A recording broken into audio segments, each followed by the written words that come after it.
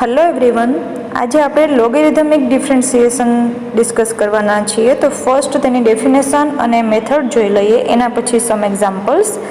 हवे आगळना घणा बधा लेक्चर आपणे जोयेला छे, एमां घणा बधा फंक्शन आपणे डिस्कस करेला छे।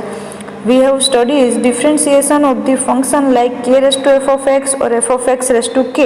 But if we want to differentiate the function of the type f of x raised to g of x, in which both base and component are function of x, like x raised to x, sin x raised to x, etc., we take logarithm to the base e to find dy by dx.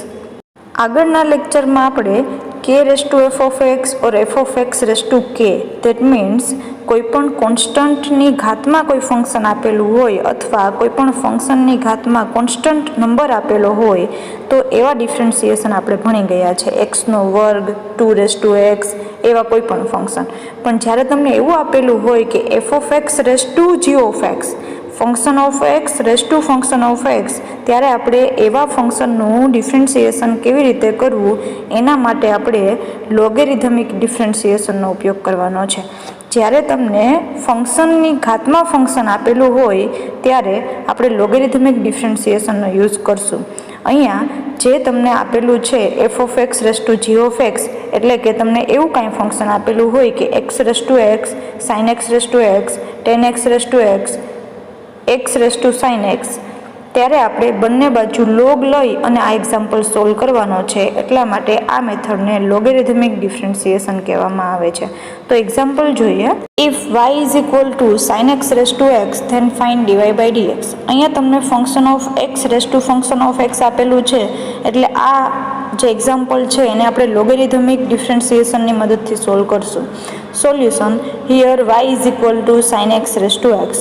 Taking logarithm on both sides we get, બંને બાજુ log apply કરતા, therefore log y is equal to log of sine x raise to x. હવે આપણે જાણીએ છીએ લોગેરિધમનો power rule, log x raise to n is equal to n into log x.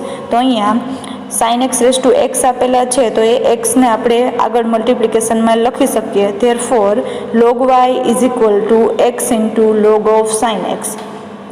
હવે જો આ એક્ઝામ્પલ છે એમાં લોગ વાયનું ડિફરન્શિએશન થઈ જશે અને x into log of sine x આપેલું છે, તો ત્યાં આપણે મલ્ટિપ્લિકેશન રૂલનો યુઝ કરી શકશું.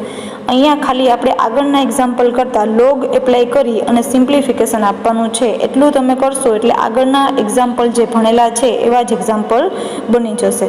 ડિફરન્શિએટિંગ with respect to x on both sides we get, બંને બાજુ એક્સની સાપેક્ષે વિકલન કરતા, therefore d by dx of log y is equal to d by dx of x into log of sin x. હવે અહીંયા log y નું x ની સાપેક્ષે ડિફરન્શિએશન કરવાનું છે, તો log x નું આપણે x ની સાપેક્ષે ડિફરન્શિએશન કરીએ તો 1/x થાય. તો અહીંયા log y નું ડિફરન્શિએશન 1/y થશે. એવી જ રીતે y નું x ની સાપેક્ષે ડિફરન્શિએશન આપેલું છે એટલે ઇન્ટુ કરી અને dy by dx લખવા પડે. therefore log y નું differentiation 1/y into dy by dx is equal two x into log of sine x. એમાં આપણે મલ્ટિપ્લિકેશન રૂલનો યુઝ કરીએ, x as it is into d by dx of log of sine x plus log of sine x as it is into d by dx of x. Therefore હવે જ્યાં d by dx દેખાય છે એ બધા ટર્મનું differentiation કરી નાખો. Is equal to x into log of sine એક્સનું differentiation કરવા માટે ચેઇન રૂલનો યુઝ કરવો પડશે. અહીંયા લોગ છે એ આઉટર ફંક્શન આપેલું છે અને સાઇન છે ઇનર ફંક્શન આપેલું છે.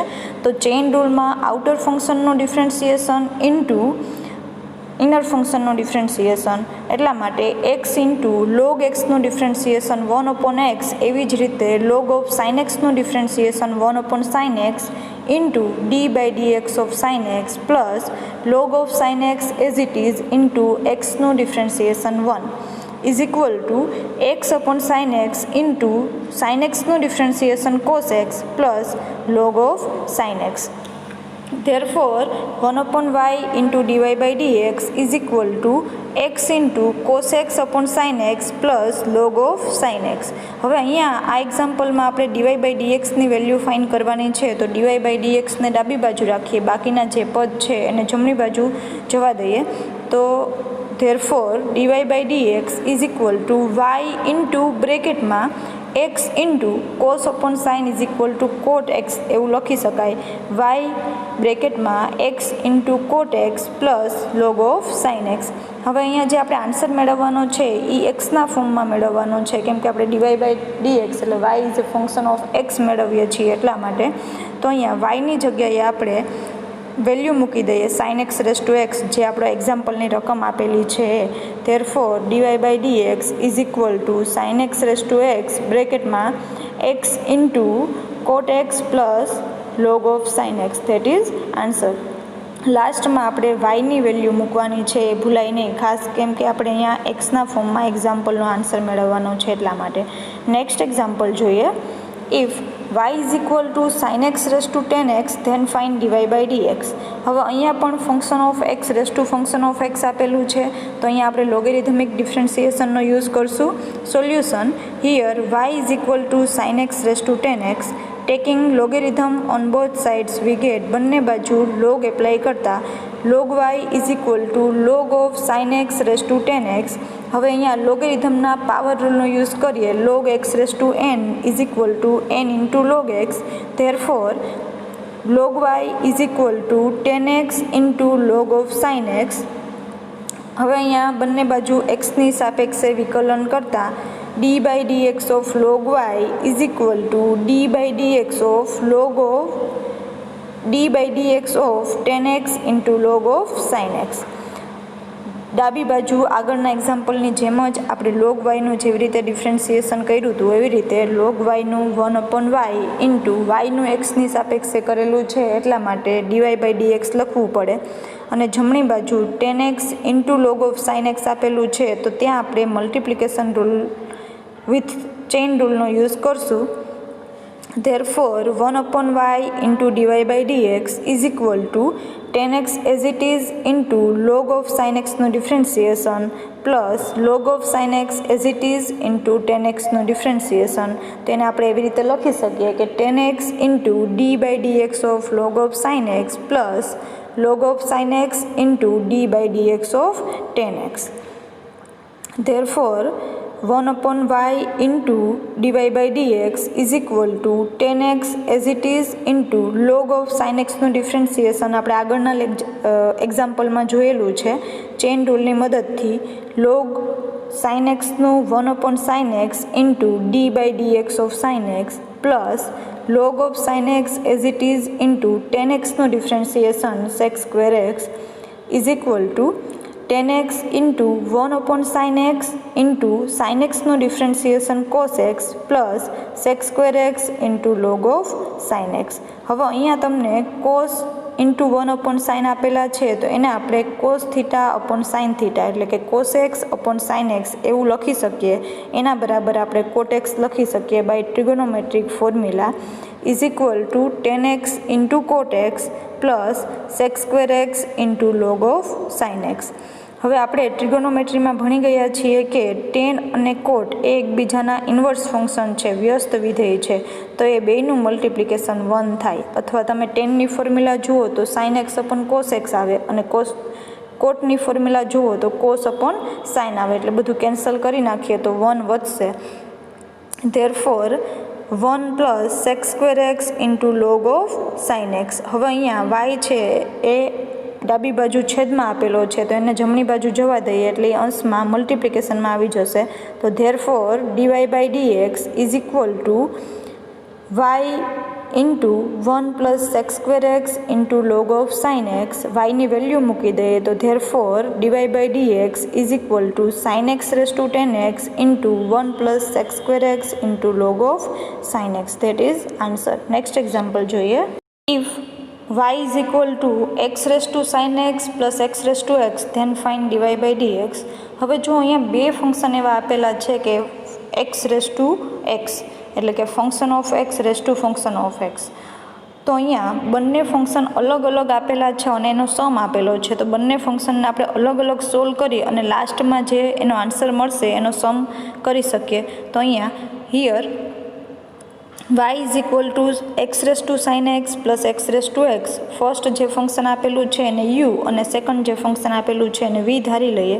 Therefore y is equal to u plus v એને ઇક્વેશન નંબર 1 આપી દો, where u is equal to x raise to sine x and v is equal to x raise to x. હવે આગળના example જેવા જ આપણી પાસે બે એક્ઝામ્પલ બની ગયા. u is equal to x raise to sine x એનું સોલ્યુશન આપણે ફર્સ્ટ મેળવીશું. એના પછી v is equal to x raise to x. First આપણે u is equal to x raise to sine x લઈએ તો જ્યારે તમને x raise to function of x આપેલું હોય ત્યારે આપણે લોગેરિધમિક ડિફરન્સિએશનની મદદથી બંને બાજુ લોગ એપ્લાય કરી શકીએ. Therefore log u is equal to log of x raise to sine x. Therefore log u is equal to sine x into log x by power rule of logarithm. હવે બંને બાજુ આપણે એક્સની સાપેક્ષે વિકલન કરી નાખીએ. Differentiate both side with respect to x we get therefore d by dx of log u is equal to d by dx of sine x into cos x. હવે અહીંયા જુઓ ડાબી બાજુ તમને લોગ યુ આપેલું છે એટલે કે યુનું એક્સની સાપેક્ષે ડિફરન્શિએશન કરવાનું છે તો આપણે લોગ યુનું 1/u into d u upon d x લખવું પડશે. Therefore 1/u into d u upon d x is equal to sine x into log એક્સનું મલ્ટિપ્લિકેશન રૂલ મુજબ ડિફરન્શિએશન કરી શકાય is equal to sine x as it is into d by dx of log x plus log x as it is into d by dx of sine x. Therefore 1/u into du upon dx is equal to sin x into log x નો differentiation 1/x plus log x into sin x નો differentiation cos x. Therefore du upon dx is equal to u into sin x upon x plus cos x into log x. Therefore du upon dx is equal to u ની value મૂકી દઈએ x raise to sin x into sin x upon x plus cos of log x. આ તમને answer મળ્યો છે u is equal to x raise to sine x.